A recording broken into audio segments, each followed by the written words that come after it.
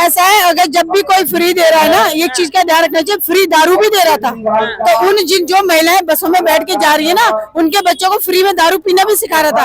आप लोगों के लिए पिंक ठेके भी बना रहा था वो फ्री में। तो जो इलेक्शन लड़ रहा था, जब पिछली बार विधानसभा थी, तो वो भांड की तरह भौंक रहा था, ठीक है। और भौंकते तो क्या, कौन भौंकता है? मैं कह रही हूँ, हम कहते हैं कुत्ते को वफादार कहते हैं, ये तो हिंदुस्तान के भी वफादार नहीं है, खालिस्तानियों का समर्थन करते हैं। ये मीना शर्मा जी ने मुझे गिफ्ट में दिया है, इधर शालू ने मुझे, मतलब सारे नेता जनता मिलकर 10 लाख का सूट दे रहे मोदी जी को। हाँ, तो जो अगर ब्रांड एक बन गया है आज हमारे देश का, आप जाइए ना हिंदुस्तान से बाहर, पहले हिंदुस्तान से बाहर जब जाते थे ना इंडियन, उनकी कोई रिस्पेक्ट नहीं थी। आज लोग सैल्यूट करते हैं, बाहर की कंट्री भी ना आज गुणगान कर रही है। आज क्यों पाकिस्तान हाकर कर रहा है कि प्रधानमंत्री चाहिए नरेंद्र मोदी जैसा?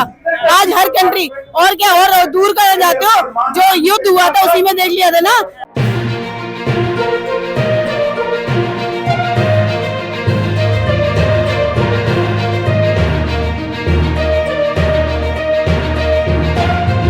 जय हिंद दोस्तों, बहुत बहुत स्वागत है आपका न्यूज में। मैं हूं आपके साथ सवेरा छाबड़ा। एक तरफ आम आदमी पार्टी केजरीवाल की रिहाई के लिए दिल्ली में आज उपवास रख रही है, कार्यकर्ता उनके पास रख रहे। वहीं इस वक्त दिल्ली के कनॉट प्लेस पे भारतीय जनता पार्टी प्रोटेस्ट कर रही है। जानते हैं इनसे किन मुद्दों को लेकर, क्या कहेंगे। क्या नाम है आपका? मैं अशोक मल्होत्रा हूँ, भारतीय जनता पार्टी जिला करोड़ों का उपाध्यक्ष हूँ। मैडम, ऐसा है कि अब तो बिल्कुल स्पष्ट हो चुका है कि केजरीवाल सरकार ने शराब घोटाला किया है। और बड़ी बात जिसके लिए हमारे पूरा राष्ट्रीय नेतृत्व ने कह दिया है कि केजरीवाल सरकार गोवा के अंदर 45 करोड़ रुपया हवाला के जरिए इन्होंने दिया वहां पे। उसके बाद इन्होंने भ्रष्टाचार किया अपने शीश महल के लिए, जिसके लिए आज हमने प्रदर्शन लगाई है। उसके बाद इन्होंने पंजाब के अंदर जो एक्साइज पॉलिसी लाया है, वो भी एक बहुत बड़ा घोटाला है, जो जनता, देश की जनता के सामने आने वाला है। वो इतना बड़ा घोटाला है, दिल्ली के घोटाले को भी फेल कर देगा। केजरीवाल ने 45 करोड़ रुपया अपनी महल पे लगा दिया। दिल्ली के अंदर 100 करोड़ रुपया बिल्कुल साबित हो चुका है, लेकिन अपने महल पे नहीं लगाया। ये तो मुख्यमंत्री आवास है, मुख्यमंत्री तो जब मैं नहीं रहूंगा तो जो बनेगा वो क्यों नहीं रिजाइन करता? अगर वो किसी को देना चाहता है, रिजाइन करे ना, अभी खाली करे अपना बंगला।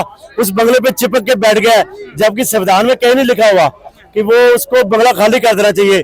जब मुख्यमंत्री के ऊपर रोप लग गया, जेल चला गया, हालांकि इसमें संविधान में स्पष्ट व्याख्या नहीं है इसके बारे में, लेकिन हाई कोर्ट ने स्पष्ट कह दिया है कि एलजी और राष्ट्रपति संज्ञान लें इसके ऊपर।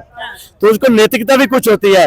जैसे कि मदन लाल खुराना जी ने केवल डायरी के अंदर एम लिखने के बाद, लाल कृष्ण अडवाणी जी ने एल लिखने के बाद रिजाइन कर दिया था, बाद में बरी हो गए थे। लेकिन आज केजरीवाल की नैतिकता कहाँ बची है? कहाँ उसकी जुत्ती की नोक गई जिसके ऊपर वो कहता था कि मैं इस्तीफा दे दूंगा?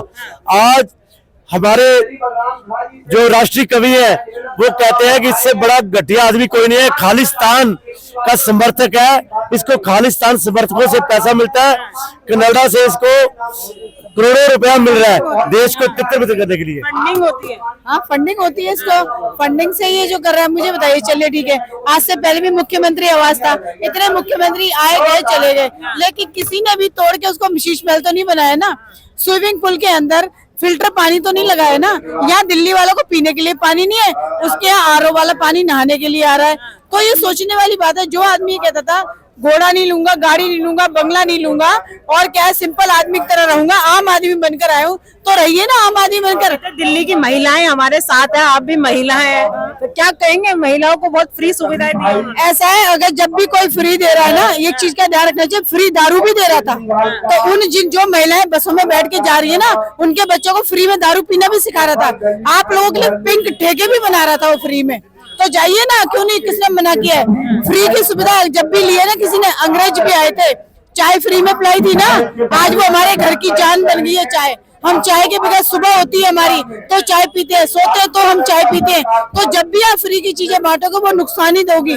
अगर चाय के बारे में सर्च करना ना, गूगल पे सर्च कीजिए, किसके कितने फायदे हैं, कितने नुकसान है, पता लग जाएगा। तो जब भी फ्री की कोई चीज है, क्या एक फ्री के चक्कर में, आज फ्री के चक्कर में जो महिलाएं बसों में जाती हैं, वो, लेकिन जो महिलाएं और जाती है ऑफिस वाली, उनकी चेन भी चोरी होती है, उनके पर्स भी करते हैं। क्यों? क्योंकि उन महिलाओं को पता है हमारा पैसा तो लग नहीं रहा, हमें तो फ्री में आना है, सारा दिन एसी में बैठना है, अपने घर शाम को वापस आ जाएंगे। संजय सिंह बाहर आ गए जमानत पे, वो ये कह रहे हैं कि शराब घोटाला बीजेपी ने किया, बीजेपी पे लगा रहे हैं। ऐसा है, शराब घोटाला बीजेपी ने किया तो संजय सिंह से ये पूछिए तो भांड की तरह भौंक क्यों रहा था पहले, जब तू इलेक्शन लड़ रहा था।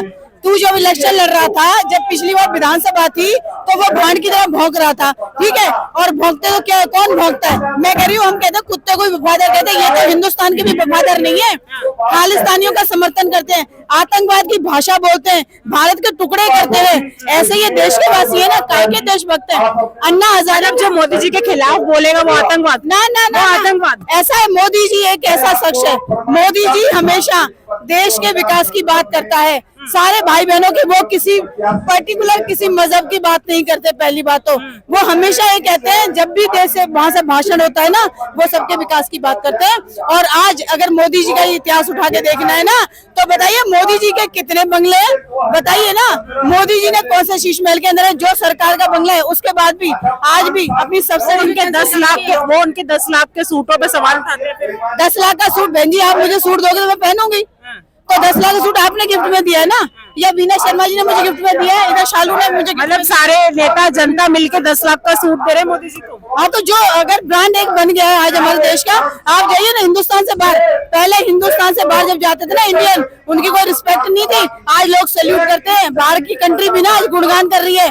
आज क्यों पाकिस्तान हाकर कर रहा है कि प्रधानमंत्री चाहिए नरेंद्र मोदी जैसा, आज हर कंट्री। और क्या, और दूर कर जाते हो, जो युद्ध हुआ था उसी में देख लिया था ना, जिस पर भारत का झंडा लगा था, जिस बस के ऊपर, वो बच्चे सेफ निकल कर आए। क्या आज से पहले इतिहास में हुआ था ऐसा? भारत में रहोगे तो भारत की बात करोगे, भारत में रह के हिंदुस्तान तेरे टुकड़े होंगे। अरे वाह भी वाह, तुम कौन से भारतीय हो भाई? क्या वो लोगों ने रोटी नहीं खा रखी, यहाँ की पानी पी रखा है ना। चाहे लड़े झगड़े कुछ भी हो, लेकिन अपने देश से गद्दारी नहीं करनी चाहिए, मैं इस बात को मानती हूँ। ठीक है।